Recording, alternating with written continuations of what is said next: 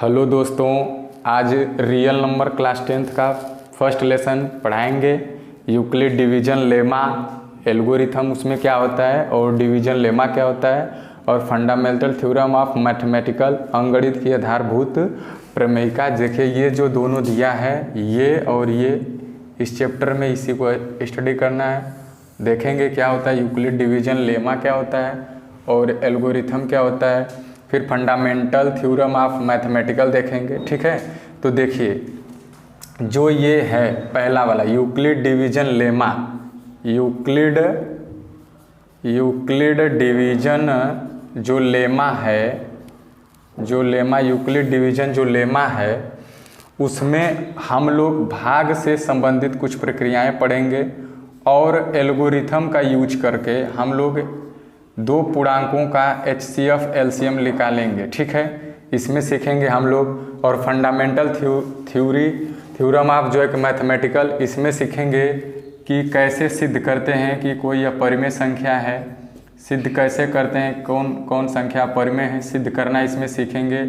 और इसमें सीखेंगे कि कोई जो परिमेय संख्या का जब हम लोग दशमलव प्रसार करते हैं तो कैसे सीखेंगे कि कब जो है दशमलव प्रसार शांत आवर्ती में आएगा और कब जो है कि अशांत आवर्ती में होगा, इसी को सीखना है। ठीक है, तो जब रियल नंबर आप क्लास 10th में पढ़ेंगे तो यूक्लिड डिवीजन लेमा, यूक्लिड विभाजन प्रमेयिका, फंडामेंटल थ्योरम ऑफ मैथमेटिकल अंगणित की आधारभूत प्रमेयिका। तो जो यूक्लिड विभाजन प्रमेयिका है उसमें हम लोग भाग प्रक्रिया से HCF और LCM सीखेंगे और जो अंगणित की आधारभूत प्रमेय उसमें अप्रमेयिका सिद्ध करना सीखेंगे। कोई संख्या या कड़ी में दो कैसे एक अप्रमेय संख्या है इसको सिद्ध करेंगे। और जो परिमेय संख्या होती है कब शांत होगा भाग देने पर, कब अशांत आवर्ती आएगा, कैसे कैसे होगा उसको सीखेंगे। ठीक है, तो पहले सीखेंगे कि यूक्लिड डिवीजन लेमा क्या होता है। ठीक है, देखिए पहले इसको सीखते हैं कि यूक्लिड डिवीजन लेमा क्या होता है। ठीक है, Euclid division lemma, Euclid division lemma, देखिए इसका मतलब क्या होता है। यूक्लिड डिवीजन लेमा का मतलब क्या होता है, आप जब किसी संख्या में भाग देंगे, देखिए भाग संबंधी है, समझाएंगे अच्छे से, इसको समझिए।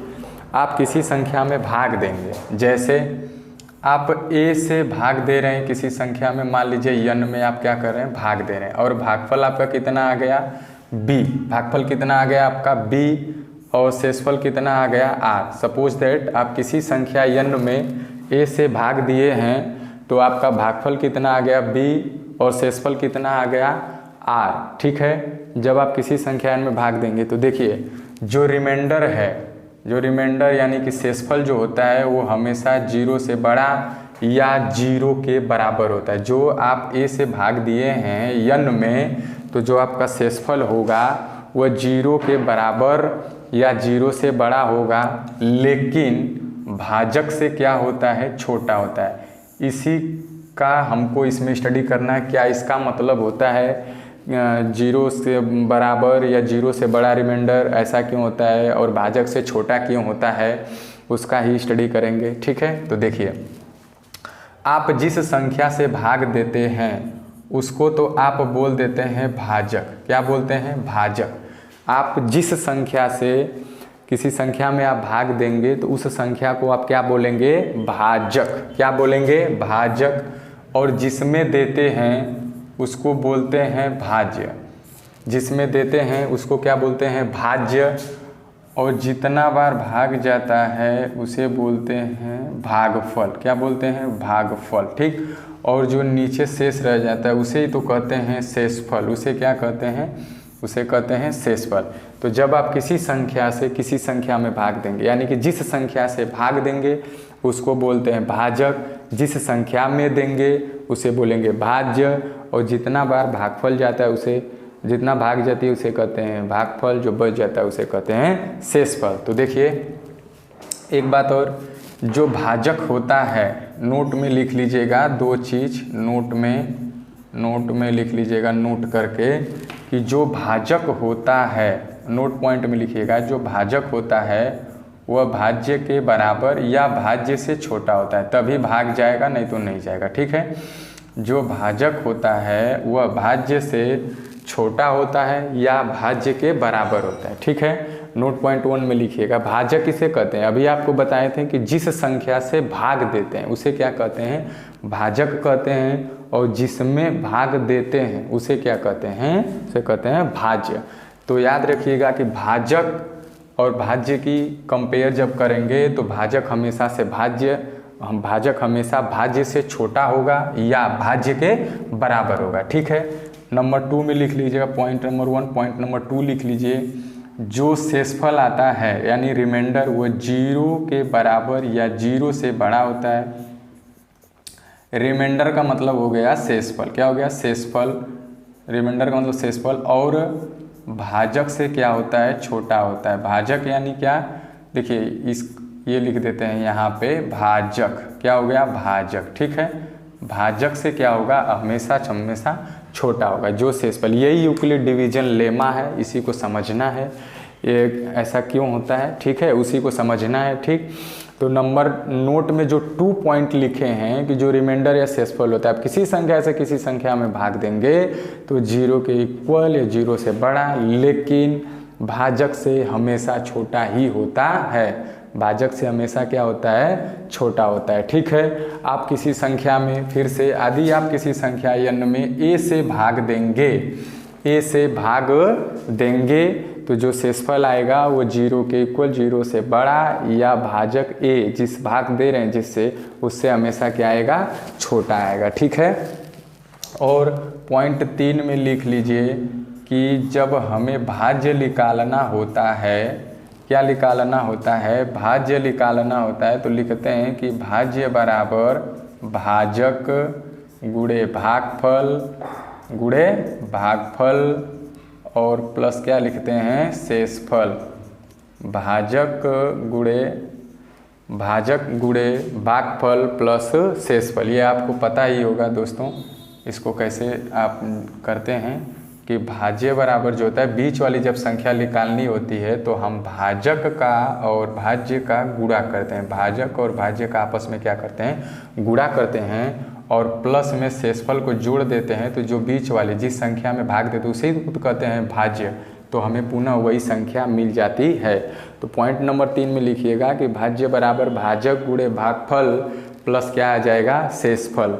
प्लस क्या आ जाएगा? शेषफल। ठीक है, यूक्लिड डिवीजन लेमा समझा रहे हैं। यूक्लिड डिवीजन लेमा के बारे में बात कर रहे हैं अभी, कि आप जब किसी संख्या से भाग देंगे जो शेषफल आएगा 0 के इक्वल या 0 से बड़ा, लेकिन हमेशा भाजक से छोटा ही होगा।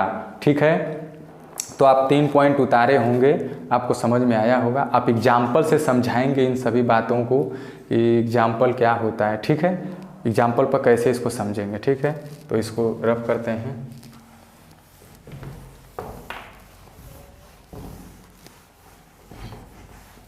देखिए सभी बातों को यहाँ पे सीखेंगे कैसे, जो पीछे हुआ है। जैसे आप 5 से भाग देते हैं किसी संख्या में, मान लीजिए संख्या कितना आ गया? 21।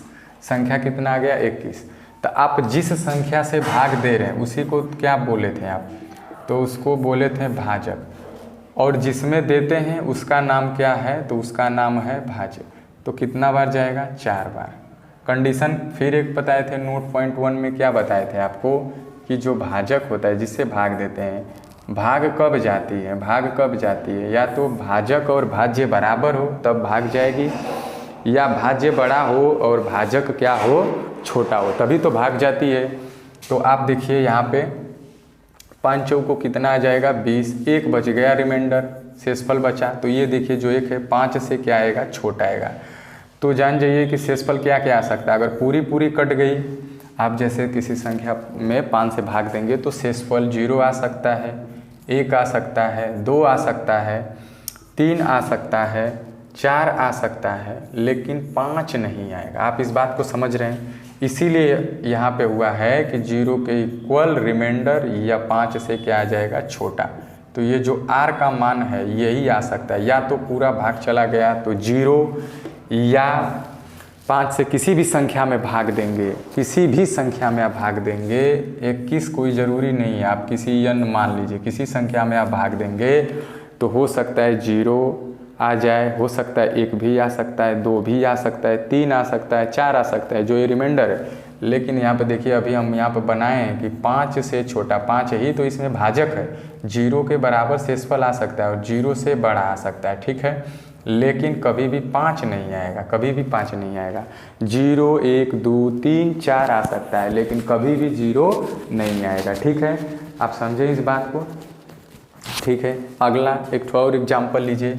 जैसे आप भाग दे रहे हैं 7 में, भाग दे रहे हैं 7 में नहीं, 7 से भाग देंगे, किसी संख्या में आप भाग दे दीजिए, ठीक है। संख्या फिक्स नहीं करते, आप किसी भी संख्या में भाग दे दीजिए।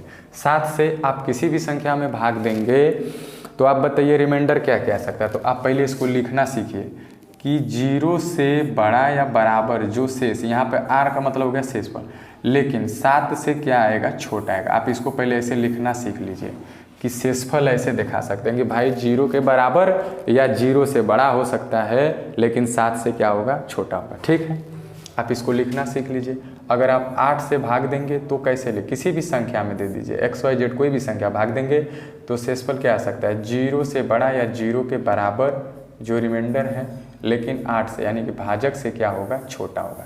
यही है यूक्लिड डिवीजन लेमा, आप इसको समझिए, ठीक है। बात समझ में आ रहा है दोस्तों।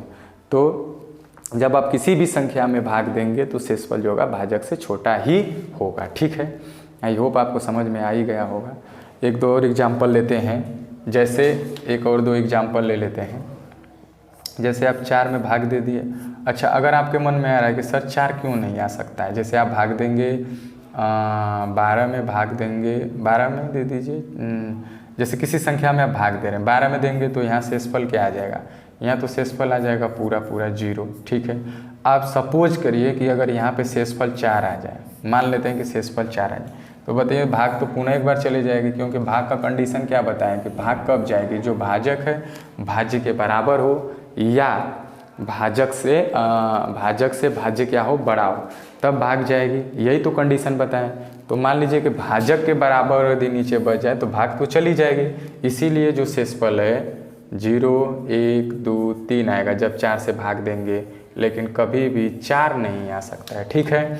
आगे देख लीजिए थोड़ा सा और समझ जाइए, समझ में तो आया ही होगा, ठीक है। यदि आप भाग देते हैं 7 से तो शेषफल क्या आएगा, किसी संख्या में बोल दे कि अगर किसी संख्या में 7 से भाग दें तो शेषफल क्या आएगा, तो आप बोलेंगे 0 आ सकता है, 1 आ सकता है, 2 आ सकता है, 3 आ सकता है, 4 आ सकता है, 5 आएगा, 6 आएगा, लेकिन कभी भी 7 नहीं आएगा दोस्तों, ठीक है।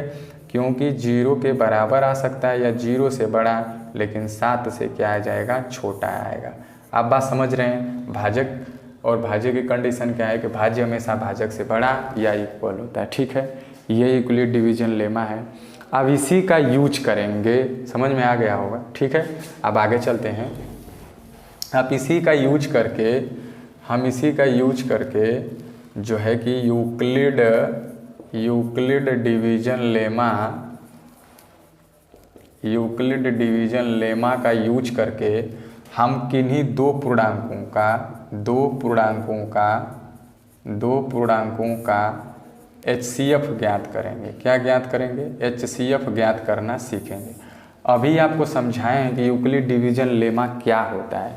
आप भाग देंगे, भाज्य की कंडीशन क्या होना चाहिए, शेषफल क्या क्या आएगा, सब आप समझ ही गए होंगे, ठीक है। अब इन्हीं की सहायता से यूक्लिड डिवीजन लेमा, देखिए इनका अनुप्रयोग करके, इनका यूक्लिड डिवीजन लेमा का अनुप्रयोग करके जब निकालते हैं मसा किसी भी दो पूर्णांक का, तो उसी को कह देते हैं एल्गोरिथम। क्या बोलते हैं, एल्गोरिथम, उसी को बोलते हैं एल्गोरिथम, उसी को बोल देते हैं, ठीक है। एल्गोरिथम क्या होता है कि सुपरिभाषित चरणबद्ध, मतलब एक रूल बाय रूल चलता है, ठीक है। तो उसी को एल्गोरिथम कहते हैं। जब यूक्लिड डिवीजन लेमा के मतलब अनुप्रयोग करके इसी का जब हम किसी दो पूर्णांक का क्या निकालते हैं मसा, तो उसी को क्या बोल देते हैं भाई, उसी को तो बोल देते हैं एल्गोरिथम, ठीक है। उसको क्या बोलेंगे, एल्गोरिथम बोल देंगे, ठीक है। आई होप आपको समझ में आ गया होगा। तो आज यहीं रखेंगे वीडियो को, ठीक है। मिलते हैं अगले क्लास में।